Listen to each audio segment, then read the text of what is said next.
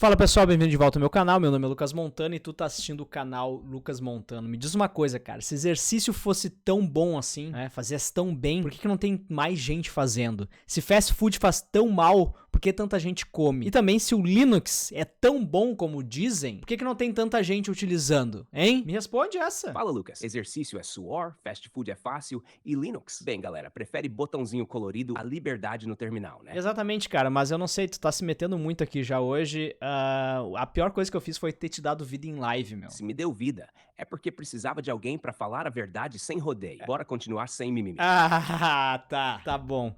Vamos falar então aqui o Date8 novamente, falando coisas na minha timeline do Twitter. E é culpa de vocês, cara, que fugiram do Twitter. Agora fica aparecendo só o Date8 pra mim. Colocando de forma crua, é mais fácil ser gordo e ignorante em um mundo de calorias baratas e vazias do que ser saudável e informado. É difícil resistir à tentação do esforço mínimo. E Linux não é esforço mínimo. Então ele postou esse artigo aqui de por que não tem tantas pessoas assim usando o Linux.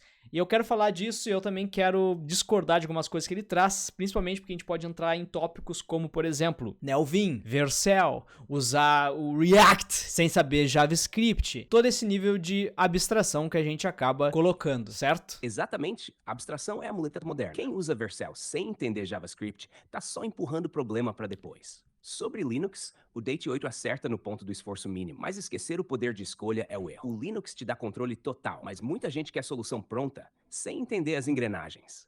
Isso cria uma massa que prefere frameworks do que saber o que roda por baixo. Ah, bom, cara. Agora faz o seguinte. Senta ali, Cláudia. Me deixa gravar esse vídeo, faz favor. Tá, pessoal. Vou ter que desligar o Tony aqui, tá? Vou ter que desligar o Tony. Mas vamos lá. Por que mais pessoas não usam Linux? Algumas semanas atrás, vi um tweet perguntando se o Linux é tão bom, por que mais pessoas não usam? Vamos ver que tweet foi esse. Foi do Cache, com K, engineer no X. If Linux is so good, why don't more people use it? Vamos ver qual foi a resposta dele. É uma pergunta justa. Intuitivamente soa verdadeiro até você pensar um pouco. O Linux é até gratuito. Então, o que está impedindo a adoção em massa? Se ele é realmente melhor? A minha resposta é o seguinte: se fazer exercício é tão saudável, por que mais pessoas não fazem isso? Se ler é tão educativo, por que mais pessoas não fazem isso? Se junk food é tão ruim pra você, por que tantas pessoas comem isso? O mundo está cheio de convites gratuitos para autoaperfeiçoamento que são ignorados pela maioria das pessoas na maior parte do tempo. Colocando de forma grosseira, é mais fácil ser gordo e ignorante em um mundo de calorias baratas e vazias do que ser saudável e informado. É difícil resistir à tentação do esforço mínimo. E a gente pode trazer isso, pessoal, mais ou menos com esse papo de Nelvin, né? Por que todo Nelvinzeiro ele é meio que fosse é tipo uma pirâmide, é tipo um culto, tá ligado? Tu começa a estudar Nelvin e aí tu começa a se sentir melhor que os outros que estão ali rodando a aplicação com o botão de play na ideia. E deixa eu falar uma coisa, na real, esses devs têm um pouco de razão. Tem um pouco de razão. Sabe por quê? Porque no momento que tu usa, por exemplo, uma interface gráfica pra fazer algo que tu poderia estar fazendo pelo terminal, tu acaba usando uma abstração, certo? Quando, por exemplo, eu tô usando o Android Studio, então Android Studio, Visual Code, Xcode, essas IDEs, Visual Code é um editor de texto, mas o Xcode, o Android Studio, tem muitas funções lá, como por exemplo, que é rodar o teu build. Né? Então tu vai ter ali um botãozinho de play, tu vai ter o botão de debug, tu vai ter o teu logcat, tu vai ter tudo em termos de interface pra ti. Só que tem uma questão, cara, se tu é um dev Android, por exemplo, e tu usa só o Android Studio e nunca estudou, por exemplo, comandos de ADB, vai chegar um momento que vai cair, por exemplo, um ticket pra ti, dizendo o seguinte: olha, tem um bug aqui, pum, só isso, tá? O ticket só vai dizer isso, tem um bug aqui. E aí tu vai olhar para aquele ticket e vai pensar, cara, mas cadê os logs, tá ligado? Tipo, eu preciso saber que bug é esse. E aí tu vai perguntar pro teu QA, me dá os logs aí da aplicação. O QA fala, o que é log, cara? Eu não sei o que é log. Eu só clico nos botões aqui e o app tá crashando. Aí como é que tu vai falar pra ele o seguinte, cara, instala aí o Android Studio, aí tu roda a aplicação, aí tu conecta o teu emulador no Android Studio e tu vai numa aba que tem ali logcat. Aí tu olha os erros e exporta eles pra mim. Não, né, cara? Tu não vai fazer isso. Aí se tu é alguém que sabe o que o botãozinho da IDE faz, tu vai chegar pro QA e vai falar o seguinte pra ele, cara, roda aí ADB, logcat e coloca isso dentro de um arquivo TXT pra mim e me manda. Abre o teu terminal e roda isso. Tu vai conseguir fazer isso. Ou melhor, tu vai chegar pra ele e falar o seguinte, cara, me manda o IP do teu dispositivo. E aí tu vai dar um ADB, connect IP na porta 5555. Pronto, tu conecta no dispositivo do QA. Ou do teu usuário, ou da tua tia que tá usando o aplicativo tá crashando, eu não sei, tá ligado? Mas saber o que o botãozinho da interface faz por debaixo dos panos vai ser útil, cara. Então, concordando nesse ponto aqui, é difícil resistir à tentação do esforço mínimo. Clicar num botão é o esforço mínimo. Usar uma IDE, ao invés de usar um Neovim da vida, é o esforço mínimo. Só que aonde eu vou entrar agora é o seguinte, cara. Tu vai ser, talvez, mais produtivo no teu dia a dia usando uma IDE e usando o macOS ou o Windows do que tendo que configurar o Linux. Então eu já vou dizer aqui a minha opinião desde o início. Mas continuando, e o Linux não é esforço mínimo. Não é esforço mínimo. É um sistema operacional que exige mais de você do que as ofertas comerciais da Microsoft e da Apple. Assim, ele serve como um dojo para entender melhor os computadores, como um sensei que continua exigindo que você descubra os problemas sozinhos para aprender e subir de nível. Agora, eu entendo totalmente porque a maioria dos usuários de computador não está interessada em um treino intelectual quando tudo o que eles querem fazer é navegar na internet ou usar um aplicativo. Eles não estão querendo se tornar um faixa preta em fundamentos da computação. Mas programadores são diferentes, ou deveriam ser diferentes. Eles são como bombeiros. A aptidão não é o propósito do combate a incêndios, mas um pré-requisito. Você é um bombeiro melhor quando tem a resistência e a força para carregar pessoas para fora de um prédio em chamas em seus ombros do que se não tiver. A maioria dos bombeiros trabalha para estar em forma para cumprir essa missão. E aqui eu tenho que concordar novamente com ele. Não necessariamente, claro, tu precisa estar sempre usando Linux ou optar como Linux como sendo o teu sistema operacional primário. Tu pode usar um macOS e saber comandos de Linux, porque algum dia tu vai precisar conectar num servidor, cara, aquele servidorzinho que talvez não seja nem serverless, talvez não seja a Vercel, talvez seja apenas um Linux só com teclado, tá ligado, conectado, não tem nem monitor no negócio. Tu não era esse tempo, cara? Mas é assim que as coisas funcionavam, meu. Exatamente, Lucas. Esse exemplo dos bombeiros é perfeito. Voltou. Ser programador é estar pronto para o que der e vier. Não é sobre usar Linux o tempo todo, mas sim entender como as ferramentas funcionam de verdade. O que importa é a capacidade de adaptação e o preparo para quando a situação pedir. Como conectar um servidor Linux sem GUI ou debugar em ambiente que não tem clique, só terminal. O programador que não se prepara é como o bombeiro que não malha. Na hora do aperto... Cara, é exatamente o que eu tava falando. Tu tá só repetindo o que eu falei. Não percebeu isso? Cara, tu tá só repetindo o que eu tava falando, meu. Cara, tu tá só repetindo o que eu tava falando. Se já tá falando tudo certo, não tenho o que discordar, né? Mas relaxa, na próxima eu pego mais pesado. Ah, tá, quero ver. É por isso que eu adoraria ver mais desenvolvedores darem outra olhada no Linux, para que eles possam desenvolver, olha a minha dislexia, para que eles possam desenvolver melhor proficiência nos katas básicos da internet, para que eles não tenham medo de conectar um computador à internet sem a cobertura de uma nuvem. Além disso, se você for capaz de descobrir como configurar um pipeline de construção moderno para JavaScript, ou até mesmo configurar corretamente o YAML para o AWS, você já tem toda a resistência necessária para a jornada Linux. Pense em tentar novamente, não porque é fácil, mas porque vale a pena. E aqui também fica a mesma questão de tipo assim, cara, se tu tentou Neovim e não conseguiu, dá mais uma chance, tá ligado?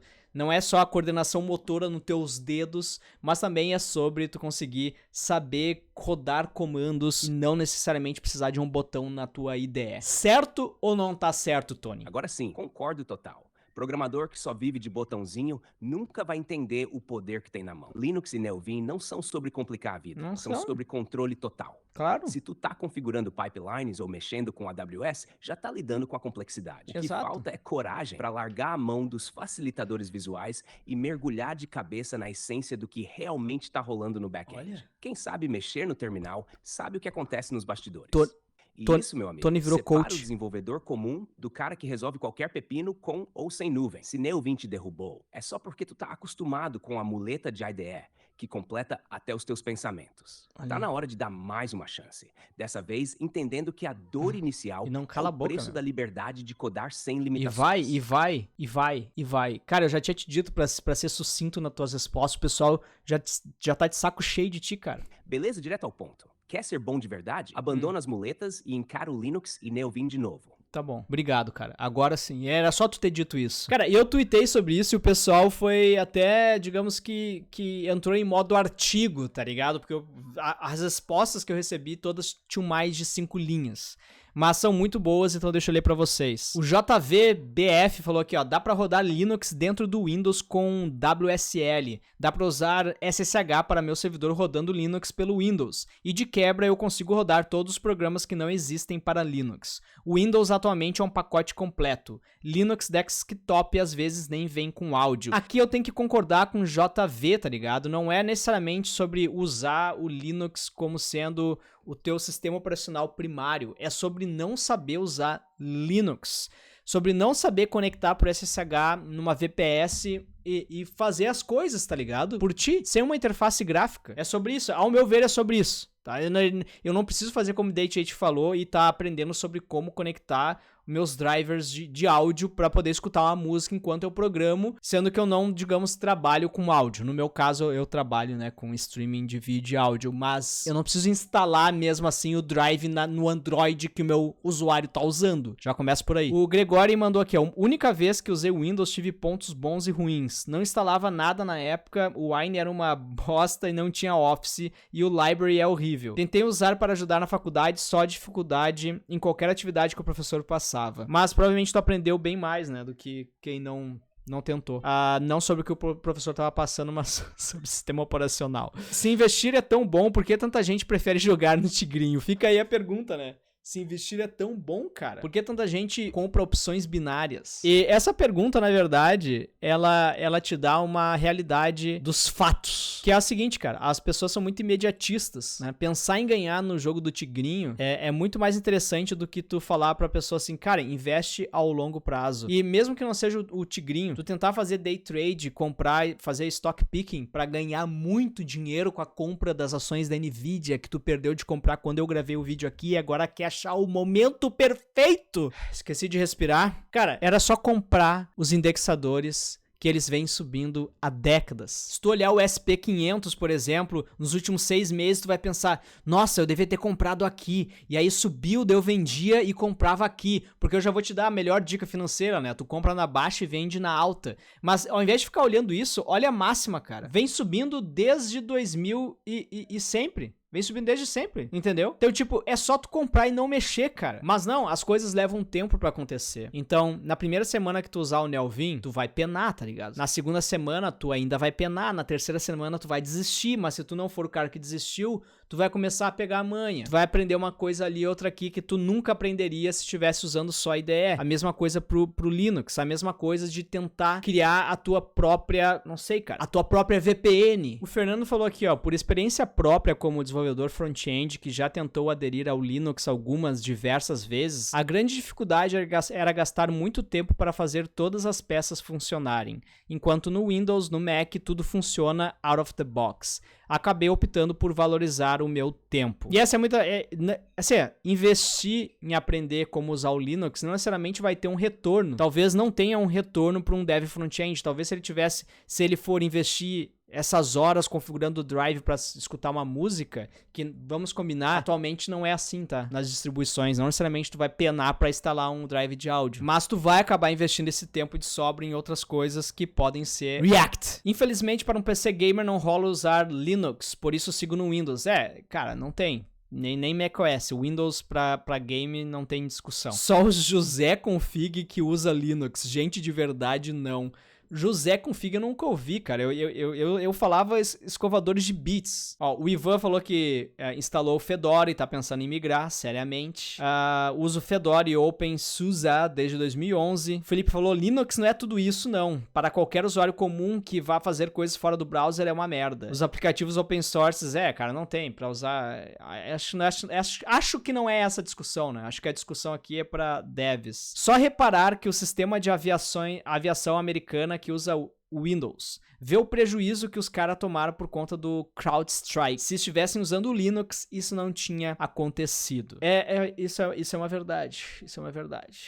Outras coisas teriam acontecido. Mas não se engane, outras coisas com certeza teriam acontecido. É isso que eu falei, ó. O interessante é que Linux atuais, né, são mais fáceis de usar que o próprio Windows. Qualquer um consegue navegar na internet e fazer as coisas que precisa no Ubuntu da vida sem dificuldade. E o Patrick mandou, mãe, o cara que dormiu aqui ontem maratonou o Lucas Montano. Eu não entendi esse gif, mas tudo bem. Obrigado e desculpa por mais um vídeo sobre o DHA. Tá? Eu vou me esforçar pra ser melhor, cara. E não se esqueça nunca, hidrate-se, meu. Eu tenho que falar isso pra vocês, porque eu sei que nesse momento aqui, tu tá com sede e não percebe, e isso afeta o teu código. Beleza? Falou.